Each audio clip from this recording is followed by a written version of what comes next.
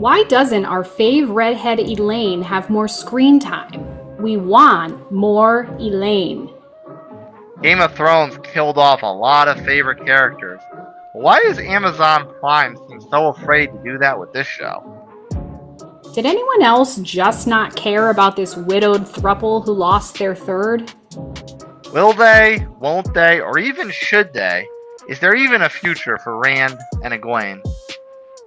Red and Red Real Reviews sifts through the details and relearns the characters' names with Amazon Prime's The Wheel of Time Season 3. Ahoy, ladies! I didn't see you there. Would you guys like to set sail on this ocean of flavor? Randall, look at eye contact, please. You're gonna be cool, right? Oh, baby, I'm as cool as the other side of the pillow. Been staring at this board for days.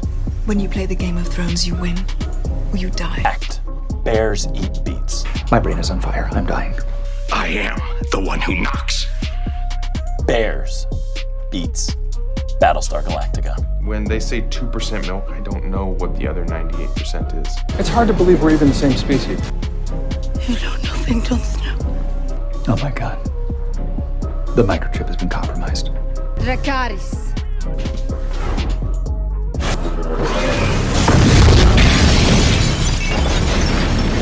Welcome back to another episode of Red and Red. So, this is another revisit, and we hit Wheel of Time Season 2 in Episode 5 of our first season. So, it's really only been about a year between seasons, which is pretty standard, but I don't know how you felt about it. I felt like I really needed a refresher because I totally forgot what happened the last season, and I had to totally relearn the characters' names. And my husband and I were actually a full 30 minutes into the first episode before we kind of looked at each other like, do you know what's going on? Do you know what's going on? And we were like, okay, we can't power through this. So we went online to YouTube and watched a 10-minute recap or something. And that really helped. We were like, oh yeah, remember that thing? And he didn't remember certain things that I remembered and vice versa. So, okay, so once you relearned the characters' names and got back into Season 3 of Wheel of Time, how was it? Should people watch Season 3? You were very much living in your own Wheel of Time, so to speak. You could say. As was I. I had very similar feelings to this. And it doesn't help that it's already a very detail-intensive show to begin with. Yeah. This season, they mount on top of that, and they start introducing all these new characters, and they have the Two Rivers gang all going off in their own story arc. So you're trying to remember, and you're trying to keep up with new stuff, and then you're also paying attention to what Perrin's doing, what Egwene's doing, what Rand is doing, and what Nynaeve and Matt are doing. So it's just kind of like, it's a lot going on, and I feel like Amazon doesn't want to hear this because it means people aren't watching the shows when they are released. But I feel like this, if anyone out there is like us and watches a lot of stuff at the same time, or show after show after show, and they may watch 20 to 30 shows in between one season of this and the next, I almost feel like this is a show that maybe is better consumed when it's all done. So you can just binge through it all. That's possible. I mean, I would consider it to be just as character heavy, just as character name intensive as Game of Thrones, House of Dragons. Yeah. I mean, I felt very much the same. You know, I'm writing down every little thing. I'm documenting the characters, but usually I'm describing what they look like because I still can't remember their name, or I have to refer back to my earlier notes if I did put the character's name or it popped up on subtitles. Like, for example, the character of Moiraine. Yeah. I didn't put her name until probably the last 2 episodes in my notes because I saw maybe it was Liandrin said it. Yeah. But I was just calling her creepy lady with bangs or creepy lady with hair. Like her weird like monk haircut that she had. So yeah, that's how I was describing her because I didn't see her name, didn't retain her name. That was really hard to relearn the characters' names that we already knew, and then to be introduced to all these new people like the Aiel. That Are was you? I thought that was like the kind of quote unquote race of people. Those are like Yeah, so, but all of those people, I did not know their names at all. yeah, and I kept writing her down as crazy Forsaken lady because it was the same thing for me. I never caught her name once, and I was used to Amazon always having like when you pause it, they have like these cards that pop up with a picture of the character, the actor's name, and who they're playing. So that was such an easy cheat sheet. If you're watching a show and you're not catching the name or it's not spoken in dialogue, you just pause and be like, okay, that's so and so, and this is so and so. But they stopped doing that for this. I don't know. Maybe they stopped doing it before that, but this is the first show I've noticed. And I'm like, why, Amazon? Damn you, why? Yeah, why do streamers or technology companies, why do they get rid of features that are so useful? I'll never No, understand that. it can't, and it's just a metadata thing. They're just little graphics cards. They probably don't take any effort to produce, and it's just a metadata thing. It's probably they have probably some artificial intelligence fake face recognition thing to know when you pause it which ones to pop up. So it's like this takes no effort. This is probably all automated. Why would you remove this? Ugh. But I will say, thinking of season 2 of the show that we covered and season 3, I think that both seasons in my mind were pretty equivalent and on par with each other. This was a very consistent show, I think. Although I'm wondering I might like this season slightly more, but for the most part, they're pretty equal in my mind. It's not like you can say, Reacher, where season 3 was much better and season 2 kind of paled in comparison. Like they were definitely pretty equal, but I don't know. I just sort of feel like with the 8 episode arc, with this show, by the time you relearn all of the characters' names and you get back into the action of what's actually going on, you're in the last 2 episodes, like when it finally gets exciting and you're like, oh, wow, I can't wait to see what happens. And then it's over. So it's kind of disappointing. And then you don't care about all the mundane details because you're engaged in the action. Right. And like they had usually I guess they call it the penultimate episode, the second to last, where I turned to my husband. He's going to claim this didn't happen. And I said, yeah, this whole episode is going to be like Perrin and his gang. Like they're not even going to show the other characters. And I was right. They didn't show the other characters. That whole episode was focused on the Two Rivers gang, or Perrin and his little impromptu gang in Two Rivers.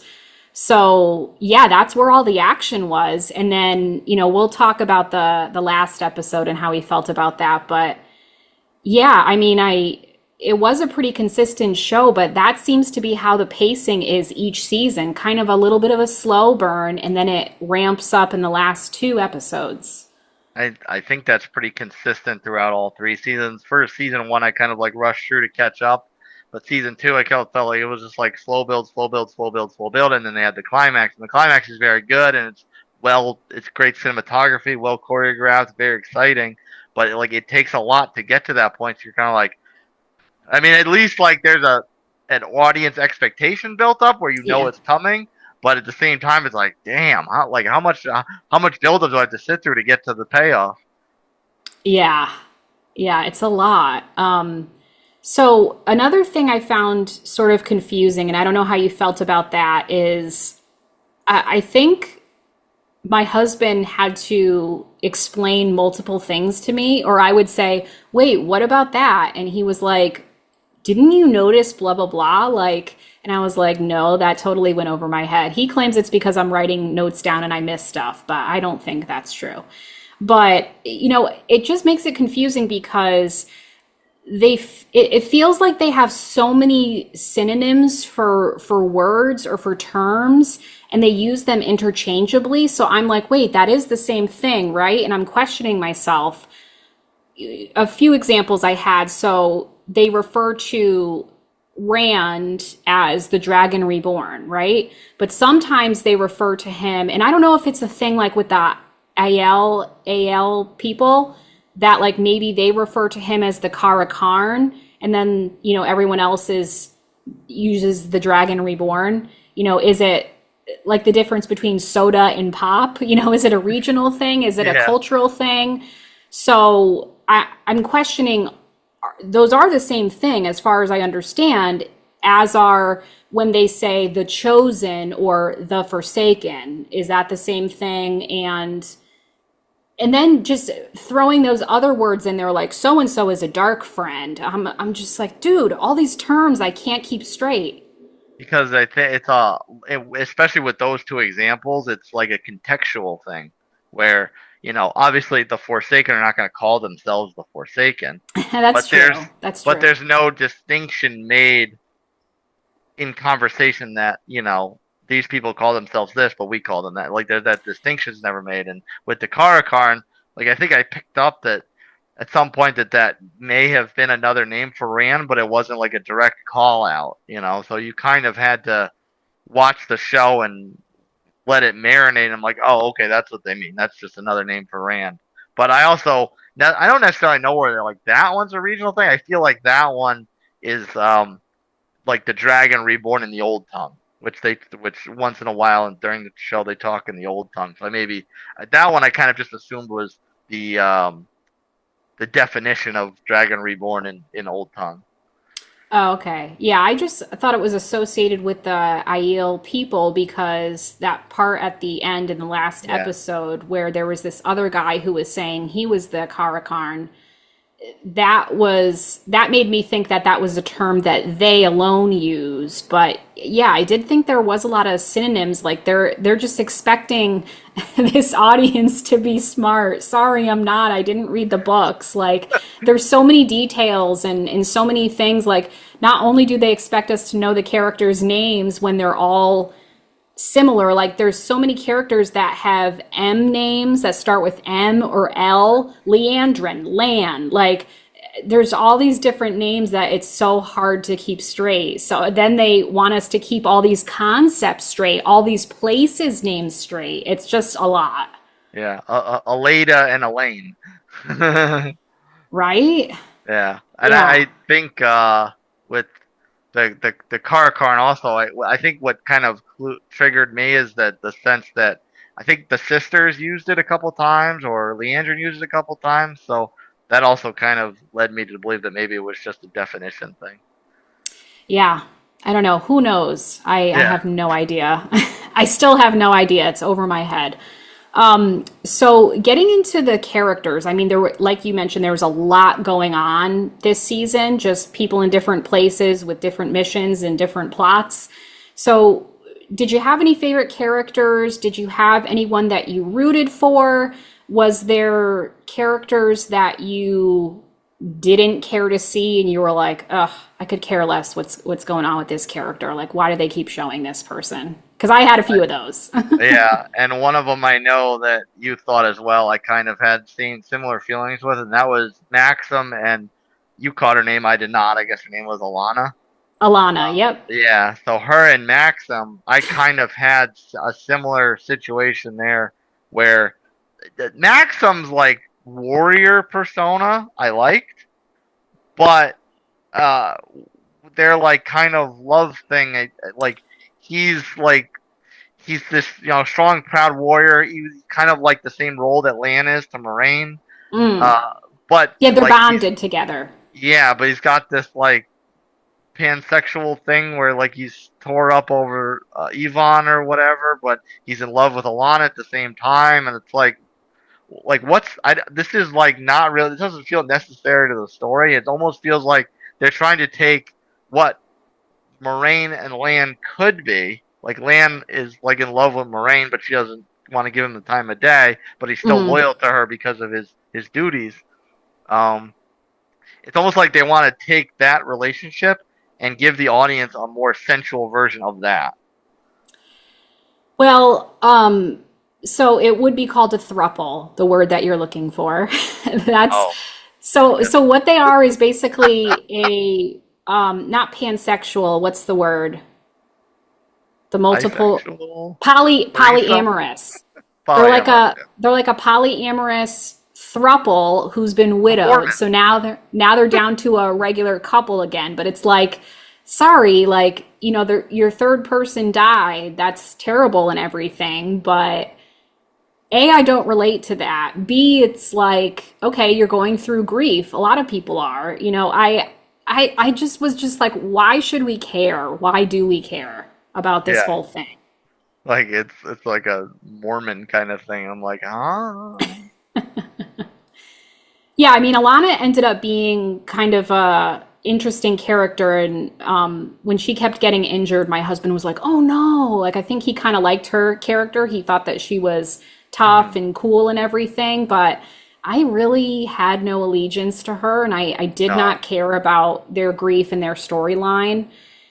I mean, I know like Maxim more. If anything, I like Maxim more because I felt like he played a role in Perrin's little battle at the end. Yes.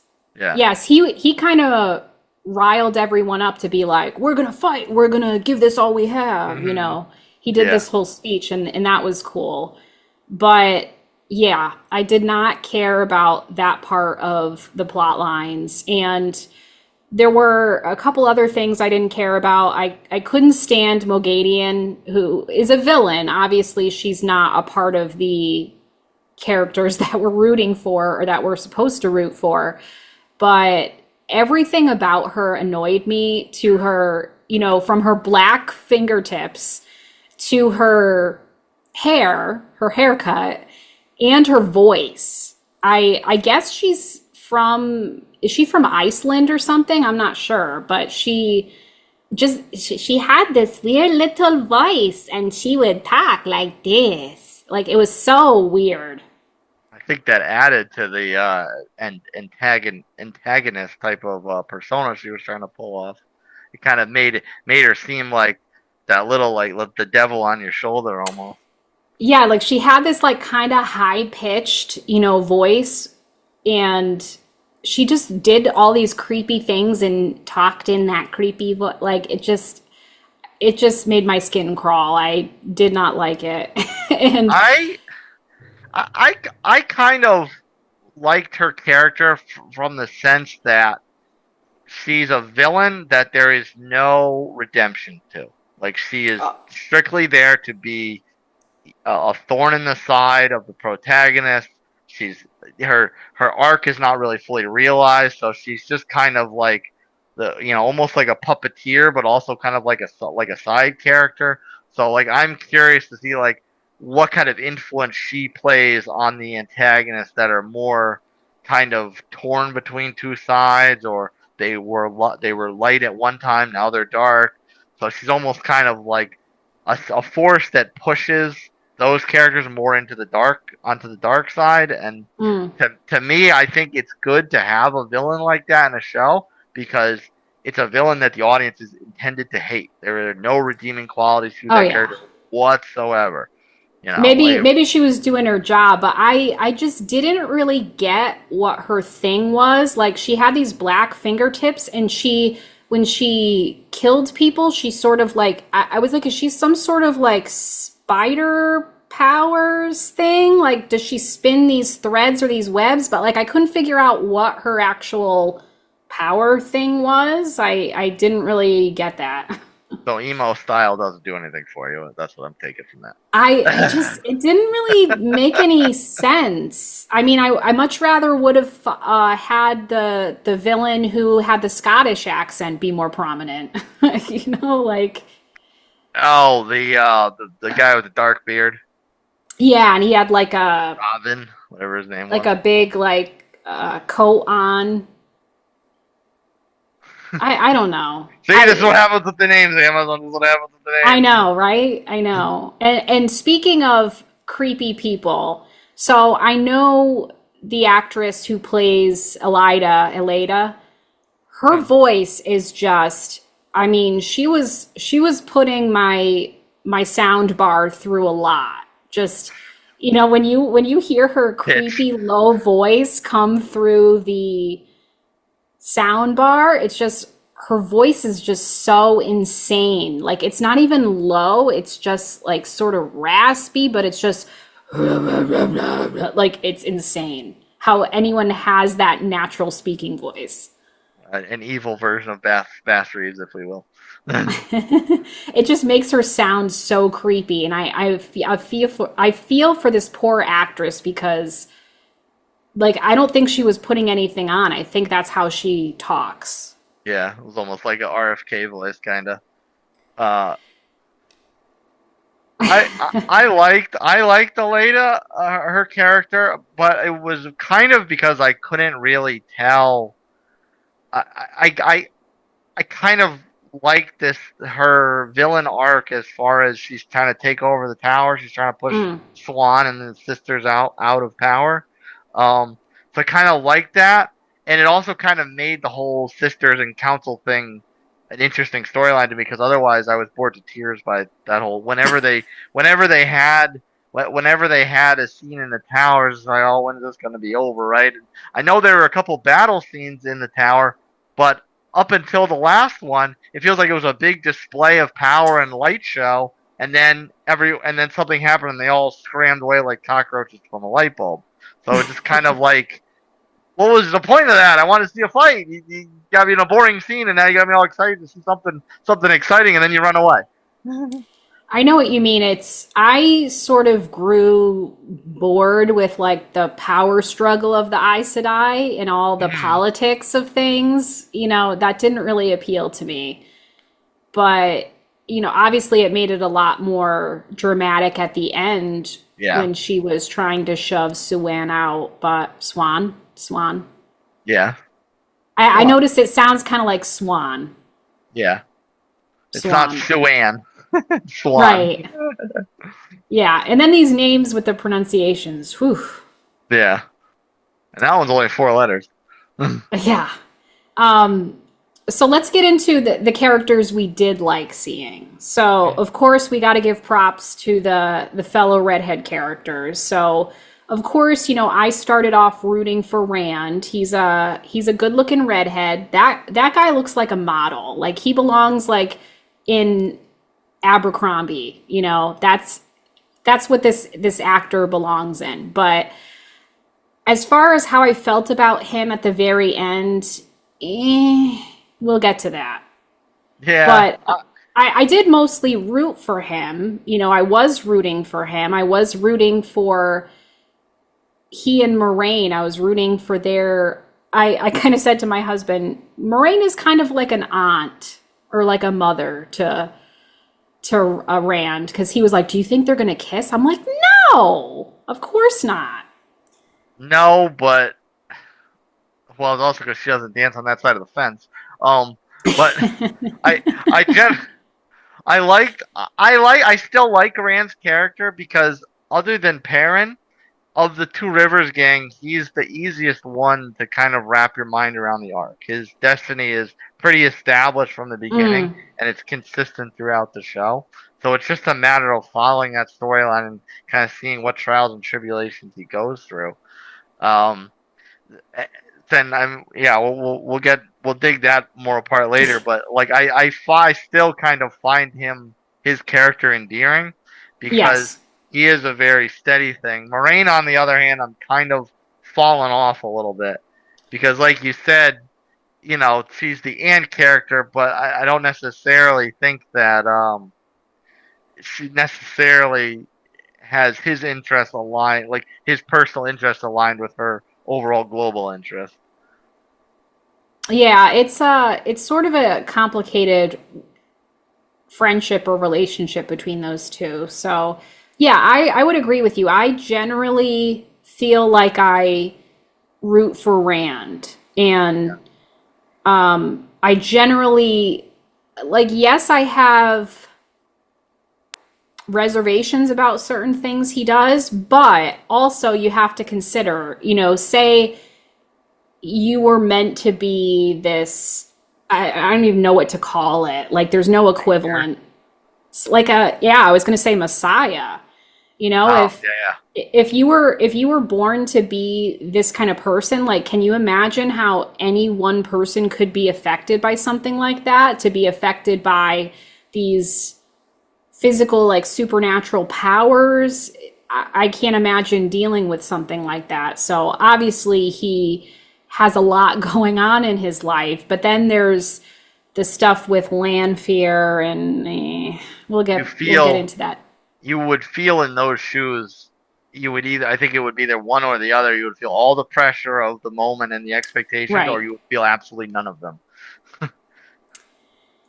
Yeah, and he's just this, you know, I'll call him lower middle class kid from Two Rivers, and he has this big calling. So yeah, I mean, that can't be easy. So, you know, who are we to judge that he's not saying or doing the right thing? So yeah, I kind of have like a little bit of complicated feelings for him, but I still do root for him above, for the most part, above all. Yeah. And then someone who I really liked this season, which I feel like last season they sort of made her an annoyance a little bit, Elayne. So they kind of developed her a little bit more this season. Obviously, as a fellow redhead, I like seeing what she does. But she had a few standout moments. So the moment where she performed the song with, I think his name was Tom. He's like a bard, it seems like. And she performs this song to disguise herself because people recognize, or they think that she is who she is. And that's a problem. So she can't let them know. So she kind of pretends to be this bard's assistant, basically. So that was entertaining. And then in the finale, she made a move where my husband literally was like, whoa. He was like, that was pretty BA. And I knew exactly what he meant. He meant badass. But so I really thought that they developed her arc a lot, and then she was kind of running around with Nynaeve and trying to look into the situation and help things out, and she became like a really helpful member of the crew. Yeah, and I felt like they were in season 2. They were like alluding to her being something, having something of a future, and then they started to set that up here, and then they introduced her brothers coming back with some kind of conflict between them. So, like, I feel like there was a lot of development going on with Elayne, but then she kind of, like, disappeared for a bit, and she's kind of, like, off on the side or not on screen at all. And until the end, that was her running around in the tower, right? Trying to get away from land. Yeah. And I think, like, it had been so long since I had seen her earlier in the show that I didn't recognize her right away. But she's got the hood up so you can't see her hair. But also, like, she gets the shocker news that, you know, about her mother and her interpretation of her mother. And so like, I kind of feel like, okay, now there's going to be something more to Elayne, but now the season's over. So it's like, you knew there was something coming. We started to see a build-up. She disappeared. And then they give us another build-up, and then the season's over. It's like, when is this chick going to, like, be fully realized in the audience's eyes? Well, hopefully season 4. But yeah, I wish we saw, you're right. They did kind of like introduce little parts of her life, but then they didn't really elaborate on those things. They kind of dropped them. And so hopefully we see more of that in season 4. So yeah. Wheel of Time writing team, give us more Elayne, please. Yeah. Or at least expand a little bit. Just like give us a little bit more. If you want to like drag this out, that's one thing, but give us a little bit more along the way. Yeah. Give us more Elayne. You know, stop focusing on 15 characters and bring it down a little bit. Whittle it down to a handful, maybe. More Elayne, less Throuple. Yeah. And then the last person we'll talk about who we root for is Egwene, which I really feel for her. And I always kind of think that she's from the Two Rivers original crew. So I feel like what she's trying to do is she's really looking and wanting the best intentions for Rand and for everyone for that matter. But she also gets like mistreated by Rand, and they have this complicated history because they've known each other so long and only recently kind of got together. But still, she kind of puts up with it for too long. I think she makes excuses for him in her mind, and I think she really just wants to be with him, but she's not sure if that can happen. Like, are they on two different paths? They kind of are, because he is who he is and they can't change that. But yeah, I don't know. I always feel like I'm rooting for her, and I feel bad for her at times. And yeah, so I don't know. How did you feel about Egwene? Yeah, it's almost a little just desserts from that standpoint, because like I recall from earlier seasons, Rand was obsessed with her, and she wouldn't give him the time of day. She was on this Aes Sedai path, and like she was gone from him, and he was missing her, and he was like really obsessed with her. So of course that's going to leave open a vulnerability in Rand to be, to kind of fall in favor with other women. And when it happens to be someone like Landfear, that's very manipulative and cunning, even regardless of her little, like, oh, she winds up falling for him or whatever. That's not how you started. You were just trying to take advantage of the dragon. So, like, to me, it's almost like if I were to feel sorry for her, it's almost like I feel sorry for the two of them. Because, like, I can't feel sorry for one because this guy was all about you, and you didn't, and you couldn't even, you left him on red, basically. You left him on red. I mean, that's kind of funny, but I guess how you're thinking about it, that's a good point. I felt bad for her when she did see him kissing Landfear. I felt really bad for her. But to your point, the fact that they're the timing is always off with them, you know what I mean? Where he was chasing her and she didn't want any part of it. And then when they try to get together earlier this part in the season, she kind of has some like PTSD from her being tortured. And she's kind of like, sorry, I don't know why I'm spazzing out. Something's going on with this Rena, or I don't remember what the woman's name was that was like torturing her, that she still had like disdain for, that she was trying to do the dream thing to get back into her dreams, etc. But yeah, it's almost like if the universe is telling you that it's never the right time with this person, like maybe you're not supposed to be with this person. Yes, but especially in the sense of cinema, and I guess there can be some real life correlation to it.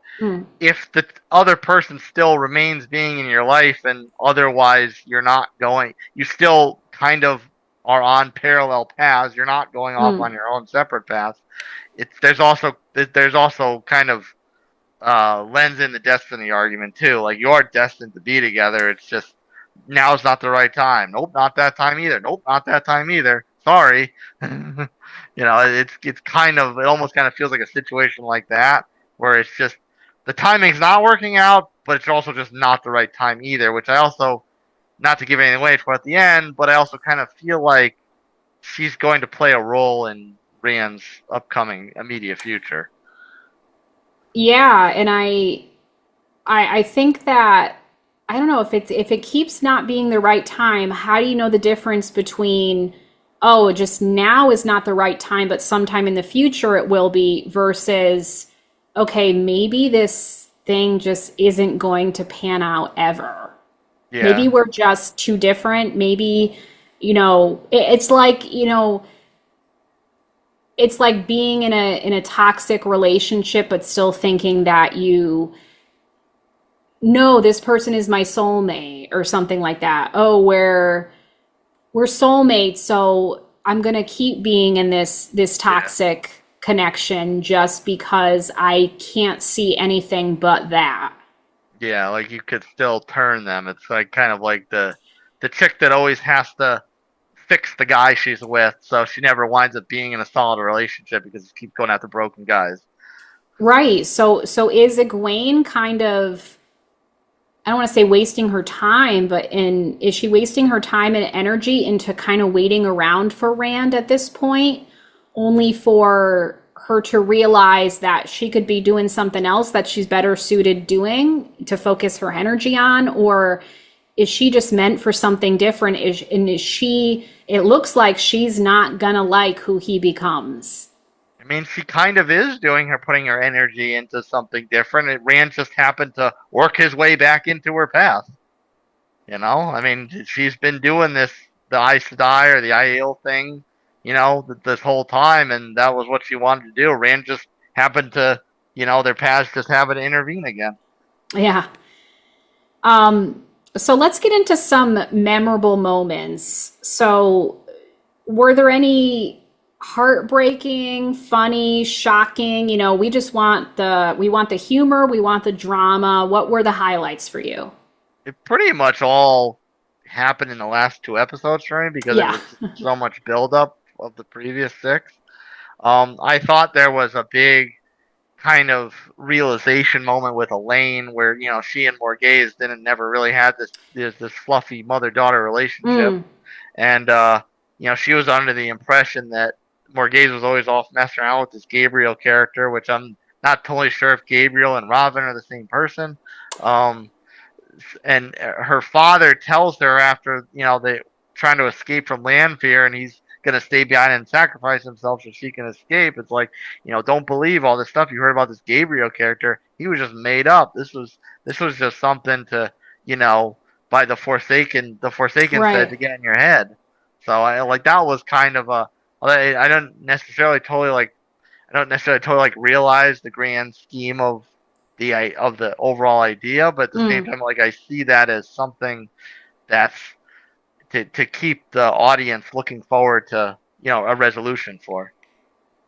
Yeah, and I kind of felt like, yeah, they kind of introduced that situation and then sort of dropped it or didn't really resolve it. And I was feeling very confused because we see that Elayne is this very kind person. And from what we see of Morghese, her mother, she just seems really cruel and like kind of heartless. Ruthless. Yeah. So it's kind of like, well, wait, does Elayne know that her mother is like that? Like, how did she end up being so kind and so lovely? And then like, her brothers, who are very attractive, are kind of a-holes too. So it's like, how did she come out of this family where she's the only kind one? Speaking of her brothers, though, as far as things that made me chuckle, I did like the sword fight with Matt. Yeah, Matt that was cool. Stick, and he beats them both with this wooden stick, and they're like, "Oh, we're these skilled swordsmen, and we can't beat Matt with this wooden stick." yeah, that was a fun scene. I enjoyed that. I thought I think her older brother was the most attractive one, but I have no opinion. Yeah, nor should you. Let's see. Oh, so this was kind of a random anecdote of what I saw, but they had this scene where Liandrin, it showed her as a teen mother, basically. I mean, she was really young. I don't know how old she was when she was pregnant with her son.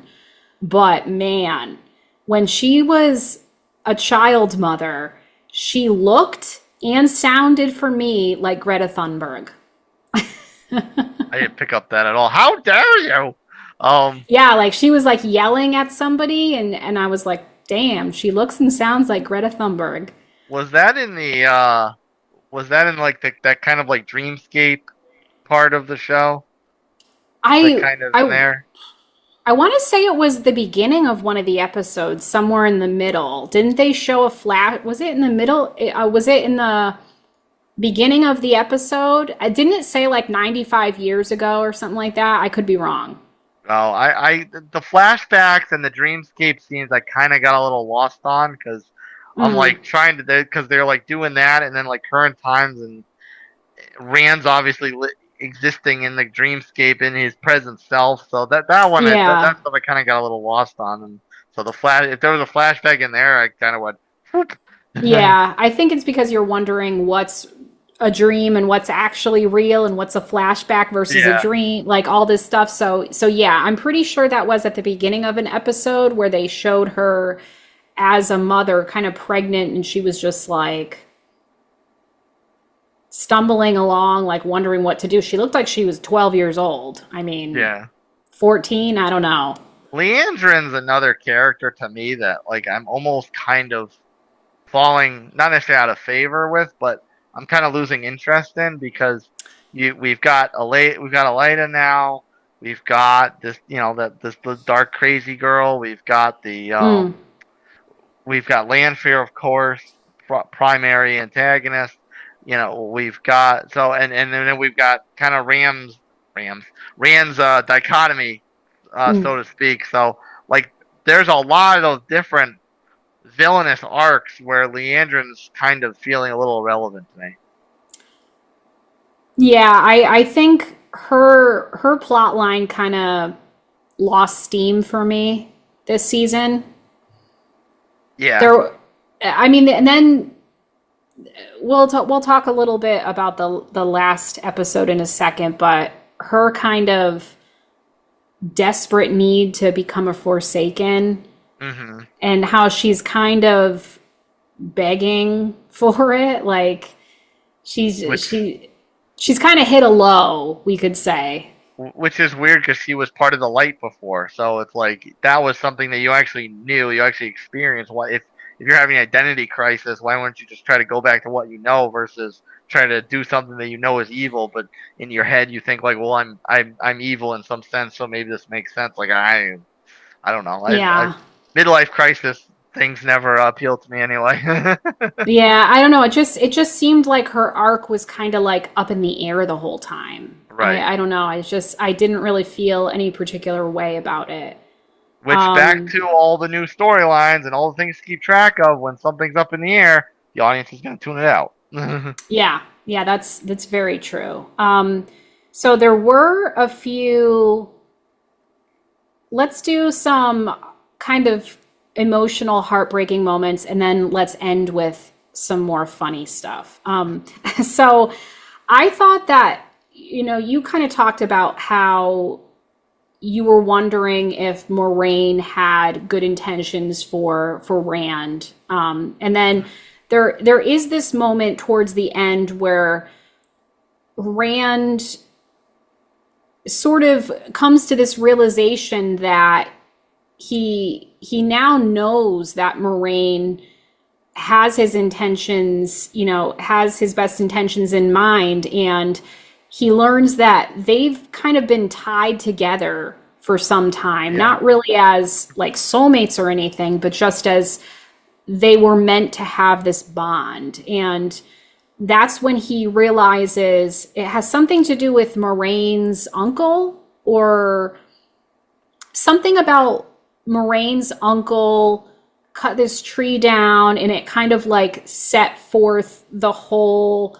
chain of events that led to Rand being born where he was born, and to his mother and all this stuff. So kind of learning that and realizing that Moiraine has been tied to his life for a long time, and then seeing him go through the paths of his ancestors through the Ruidian? No, what was it called? Ruidian sounds right. Yeah, so when he went in, they both went in the thing, and he, I'm so eloquent explaining it, but they, so they told him that he was going to experience the path of his ancestors. So that's kind of what he learned from all of that. He has this epiphany at the end that, okay, I was unsure before, but now I'm sure that you want what's best for me, and that's all you've been trying to do. And I don't doubt that she is, but it's almost like he's a pawn in, like, she's seeing him as a goal in the overall picture. Like she knows that his identity as the Dragon Reborn will help win the light, and she says, like, I'm also the knife to your throat. If you're going to go towards the dark side, I'll end you before the battle even comes. So it feels like she's almost kind of using him, but in a not malicious way to achieve her goal, as opposed to, them truly being like partners in some goal where his his his own ambitions, his own desires are still kind of active, whereas they feel like they're just kind of left on the wayside because of what her ambitions are. Yeah, I mean, it's Like it's who is Moiraine to say to break up him and Egwene? You know, like yeah, it kind of pushed her away and made him focus on the dragon thing, and obviously pushing Landfear away was yeah, probably necessary. But yeah. like who is Moiraine to make those decisions? Like he had genuine feelings for Egwene. Like who is this lady to kind of play anti-Cupid, so to speak? Right. Like I can see what you're saying. It's not that she has bad intentions, but yeah, I mean I could see how she wants his help to achieve the greater good, for everyone, but she is sort of, playing God in a way and pulling the Right. strings in order to make that happen, which I mean, I guess it's one of those things because she doesn't have bad intentions, but she is trying to see through the control. Right. And otherwise, I mean, with Rand, his whole, I'll call it his whole light show at the end.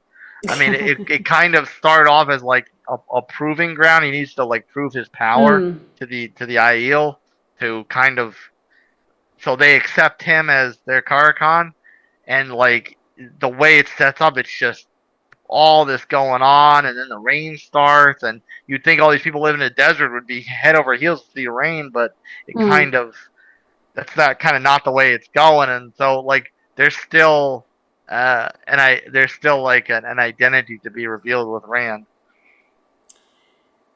Yeah, his journey is a complicated thing, and another moment that we saw his power and we saw the consequences of his power come out was the moment where I don't know if it was the Scottish villain. I forget who it was, but basically they were in this house and this villain came in, and in order to get rid of him, Rand like unleashes this massive cloud of power, right?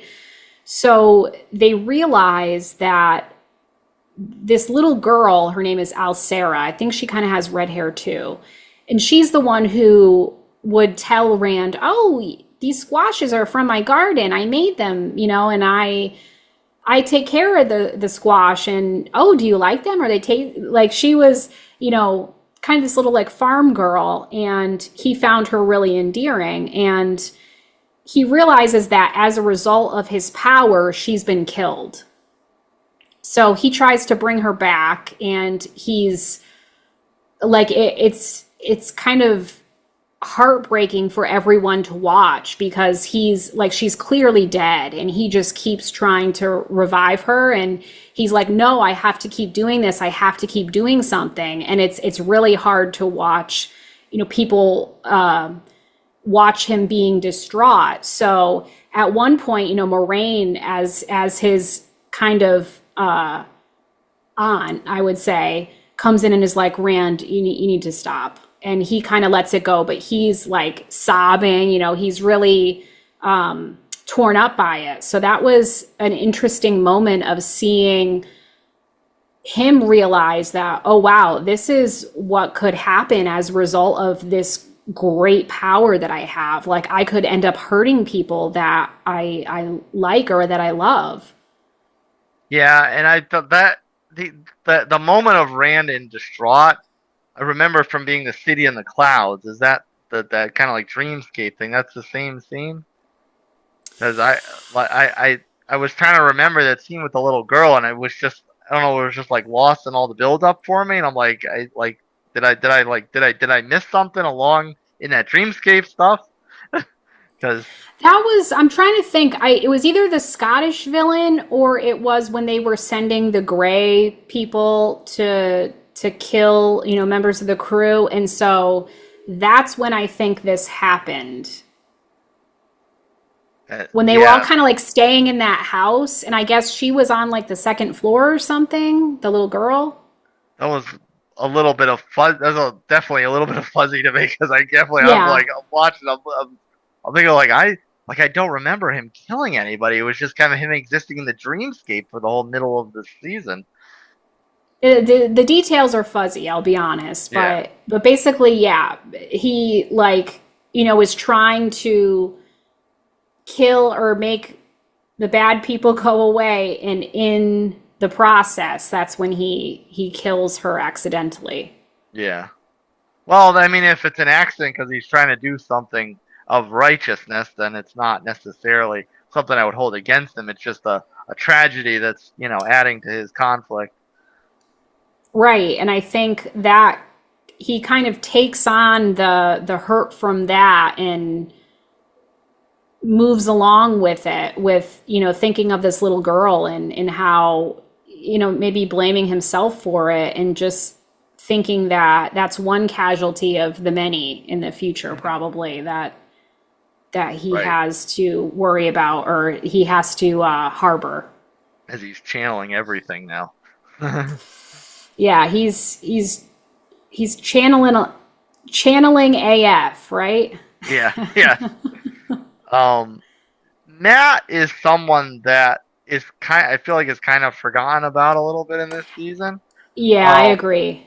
But he's kind of like the comic relief of sorts. Yeah. And to the point where like his kind of climax of this season is he's always on this mission to like get rid of these thoughts in his head of like worrying about what the future is and what's going to happen, and this like creepy lion dude called Ilfin comes up and this like kind of dream thing, and he winds up granting Matt what he wants as far as getting rid of all these negative energies, and then he wants to get out, so he grants him out, but he doesn't say how, so he has him hanging from the noose. Min winds up reviving him, but he has absolutely no good memories at all. So that's someone that like I'm kind of feeling bad for as the season comes to a close, because he's probably gonna see everybody that he knows, but he's not gonna have any memories or good emotions regarding any of them. Yeah, and he was like, how did I get here? And so he's kind of rid himself of the torment, but yeah, I mean, that was another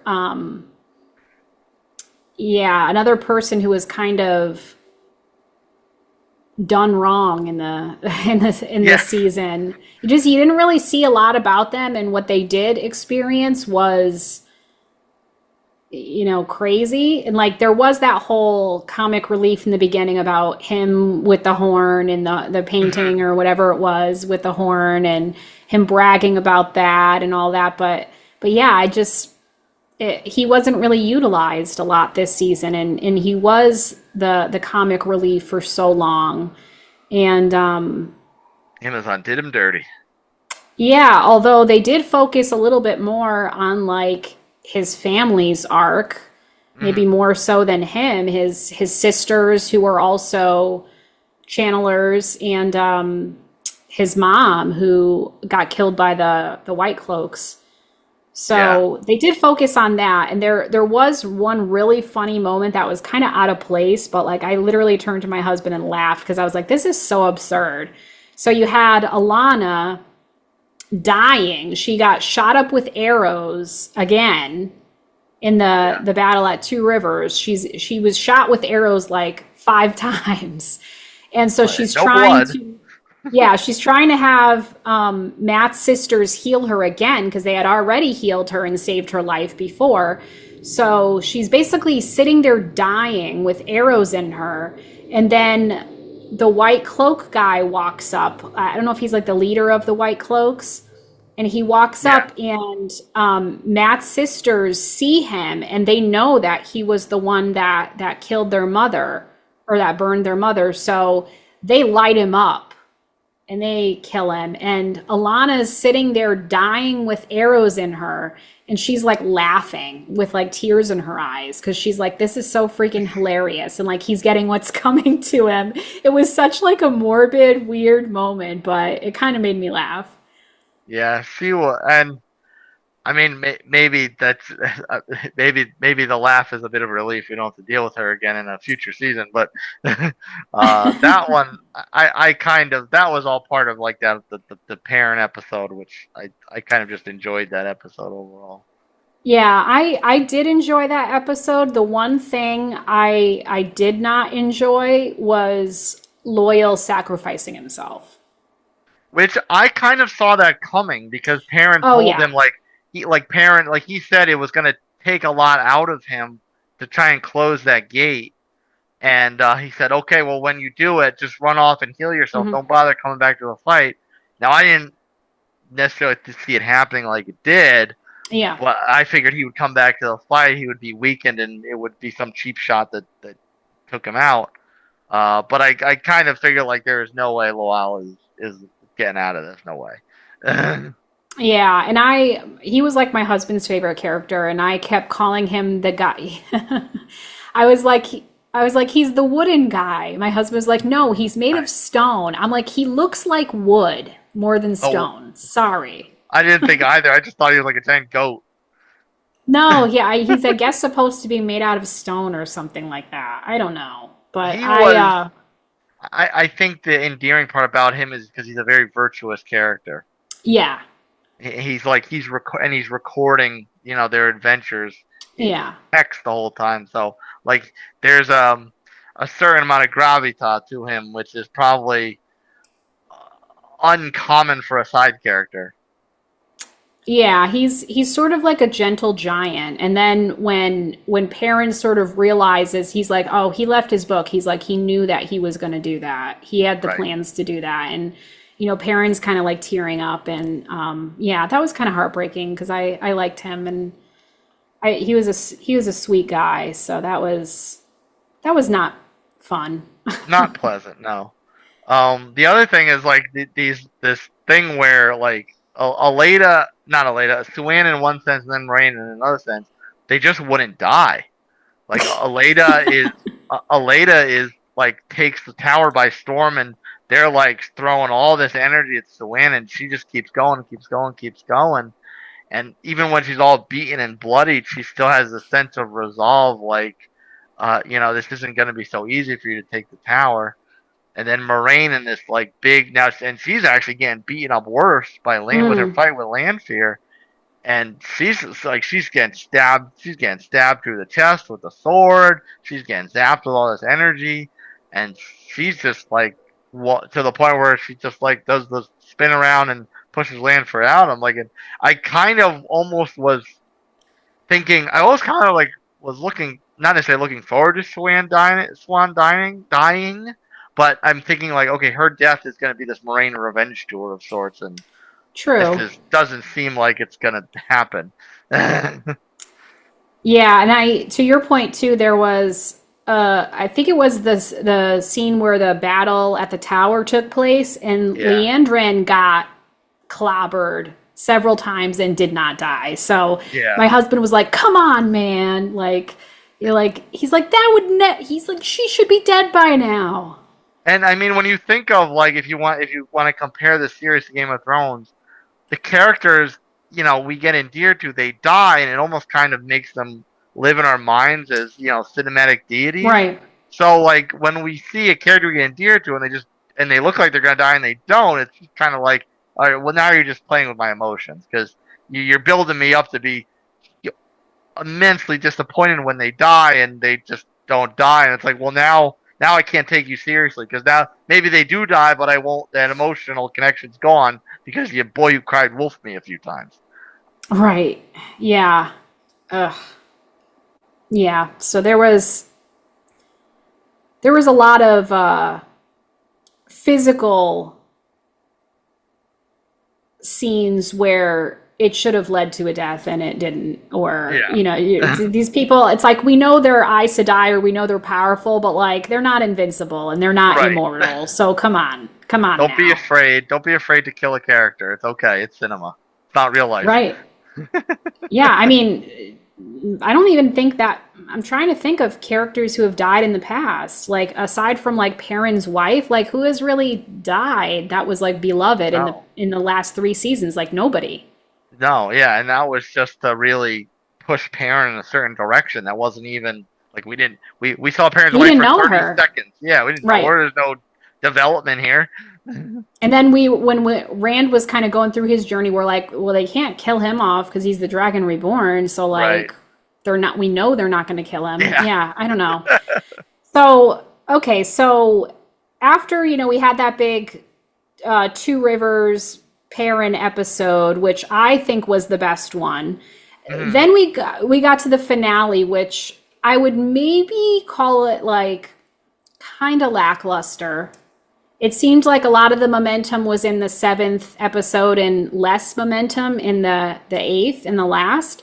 So I mean, we had a lot of things happening in the last episode, but it just kind of felt like, things weren't really resolved. Obviously, it's setting things up for season 4. Yeah. So you kind of had this like unresolved feeling left. And so basically we think that with Swan dead, the tower's going to go to hell because you have Elida in power. So who knows what's going to happen there. And now Moiraine, it kind of ends with Lan like carrying Moiraine, right? But we're pretty sure he's, like, she's holding alive. her. He's like holding her because she thinks Landfear is dead, which I didn't get that impression from that last fight. I didn't think she was dead. I don't think she's dead. She kind of like swung around, smacked the piss out of her mouth with the blade, and then she kind of like opened up a portal and disappeared. Like I didn't get the impression Landfear is dead. No, she definitely got sliced in the throat, and then she like bounced out of the portal. So she's probably wounded, but she's not dead. I'll tell you right now. You ain't gotta go home, but you got to get the F up out of here. Closing time. So then we wonder if. So this was kind of interesting because earlier in the season, Liandrin noticed Moghedien and was like, "Oh, I don't know your name. Who are you?" It was basically like saying like, "You're so lowly, like I don't even know who you are." Mm-hmm. And then Moghedien kind of makes herself known, and Liandrin realizes that she's a Forsaken. So then at the end, she's like pitching to Moghedien why she'd be perfect for the job. She's like, "Oh, well, if I come in as a Forsaken, like I'll be the weakest one and that'll take the heat off of you." And she's trying to like pitch it to her and like begging, and it was just weird. Yeah. Not endearing. Yeah. And so you're just kind of like, okay, well, is Moghedien going to go for that? Or it doesn't really seem like she would. So like, does Liandrin have any sort of prayer of becoming a Forsaken? Even the weakest one? Yeah, that one. And like, I feel like there's, like you were saying with the unresolved things, you end the season that we've just suffered through all this buildup, but with these two really action-packed episodes, I didn't necessarily find either one of them lackluster, but there was just so much unresolved by the end of it. You've got the Nynaeve, who we haven't really even talked about at all. She found the collar. She found the collar that's supposed to restrain Rand. And obviously they're going to use it against Landfear or whatever else they're going to do with it. But she finds it, and she's supposed to be this this all-powerful channeler, which she shows a great deal of force, saving her own life when she's drowning. Yeah. So she gets out of the water, and so Landfear I think took the collar. So it's like there's resolution there that we need. There's resolution with Elida and Swan. We have no idea where Elayne ran off to. There's the math thing, which is kind of a side thing, but still, something to be resolved. And then, of course, Rand is probably the one that I feel the most unresolved scenario for, because this whole season, everyone keeps on last battle. So I'm expecting, okay, this is going to end with some big climactic battle. And, he did his whole light show or whatever. Yeah. But there was no battle. It was just like he's in the moment of like all this energy channeling through him, and Egwene's having this moment with him where she's like trying to talk him out of it or whatever, and he's just kind of got this like possessed look in his eyes.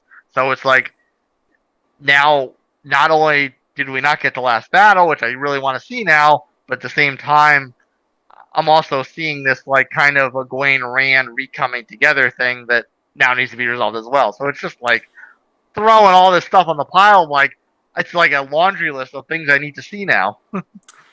Yeah, and to your point, the last 2 episodes were not boring or anything. No. It was just the fact that all season we were waiting for something to be furthered along, and it just nothing really was furthered along. It just left more loose ends and things untied, and it's just nothing was really resolved. We're just getting more things added to the pile, so that have to be wrapped up and come together in season 4. So yeah, it felt really kind of dissatisfying at the end. Yeah, it's almost like, to make a punny reference to one of our other shows we cover, it's almost like, when you're watching Lioness and you're like really engaged with it, and they have that episode where it's, Cruz's little love angle or whatever that's kind of like brings all your anticipation down. It's kind of like the same, because they've done this in all 3 seasons, where they build up, and then you expect this big climactic battle, which we got in the first 2 seasons, but we didn't get here. So it's like, all right, how many times are you going to keep building up my excitement and then not giving it to me? Right. They definitely leave you hanging, and you're like, wait, I watched this whole season and I'm waiting for something more to transpire, and it just doesn't. Yeah, you're just kind of like, it's just like this big sigh at the end. I'm like, well, I guess I gotta wait another 10 months now. Yeah, so I got a little bit of that too, but I'm hoping that maybe season 4 will break the mold. I mean, I have not read a single one of these books. I've received from part of my husband's extended family. I've talked to an uncle of his that has read all the books, and he talked to us about them for probably the better part of an hour one Christmas. So I know a lot about them. I know that there's a lot more detail in the books, believe it or not. So oh gosh, I have no idea what's in store for us at any point, but I really hope that they answer some of these questions. Like, don't leave us hanging. Don't leave us, wanting more for 6 episodes. Give us a little bit of action and then kind of taper off. Like, we need a little bit more than this, please, next time. I like the condensed 8-episode format, but at the same time, if you're going to put more details in it, this would be a 15-episode season. And if it's going to do the same thing, then I got to wait through like 12 episodes before something happens. Yeah. Yeah. So, I mean, well, I obviously would be open to watching a 4th season. It's just, I hope it's a little more satisfying than what we saw this time and what we dealt with last time too. Yeah. Well, last time I did not have that. Last time I did not have that feeling. I felt pretty satisfied. I was excited to looking forward to it. This one, I'm just kind of like, all right, what now? Well, yeah, because I mean, we were left hanging a little bit in the last one, but it felt a little more final than this season felt. Which, last season we were wondering, oh, geez, I wonder what's gonna happen with this storyline going forward. But this, it's just we have so many loose ends that we don't know where anything is gonna go. Just everything was left open ended. That's right. And open ends are not good for a podcast. No. And hopefully you don't find us open-ended. So if you enjoy listening to our show, we would appreciate it if you gave us a 5-star review and let us know what you think of each episode. If you have any questions or comments, email us at redandredrealreviews@gmail.com. That is the letter N. Also, make sure to follow along with us on Instagram and TikTok. I am Binge the Ginge with dots between the words for Instagram, not for TikTok. He is Nutmeg, the number 2, Palmetto. As always, you can find video episodes on YouTube and Rumble and stream us on Spotify, Apple Podcasts, or wherever you get your podcasts.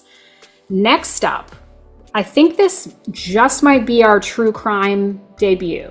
So we're going to unpack the mind of a serial killer with Happy Face on Paramount. And obviously, I'm the true crime buff here in this duo, so we'll see how Nutmeg does with this one. It's a little bit out of his wheelhouse, so come visit us for the discomfort. We'll see how it goes. Until the next... Yeah, power through. He's going to power through for you guys, just for you guys. And until the next real review, Red and Red signing out. In less than an hour, aircraft from here will join others from around the world. Don't act so surprised, Your Highness. Hey guys, you ready to let the dogs out? What? Do what? No. Try not. Do. Or do not. Because I don't want those scrubs. Let the dogs out, you know, like, who let the dogs out? Who? Who brought this guy along? I can go slow ahead. Come on down and chump some of this shit. One more thing. Do me a favor. Don't go chasing waterfalls. Mankind, that word should have new meaning for all of us today. You're gonna need a bigger boat. Snakes. Why did it have to be snakes? I'll take care, all right? None but love for you. None but love for you. Have any clue what's about to happen to him? Oh, not a chance in hell. Good night. Peace! Smile, you son of a... You did it. You crazy son of a bitch, you did it. Hey. It's not funny anymore. Chelsea references. Still nothing. I swear to you. But as the day when the world declared in one voice, we will not go quietly into the night. We will not vanish without a fight. We're going to live on. We're going to survive. Today, we celebrate our independence.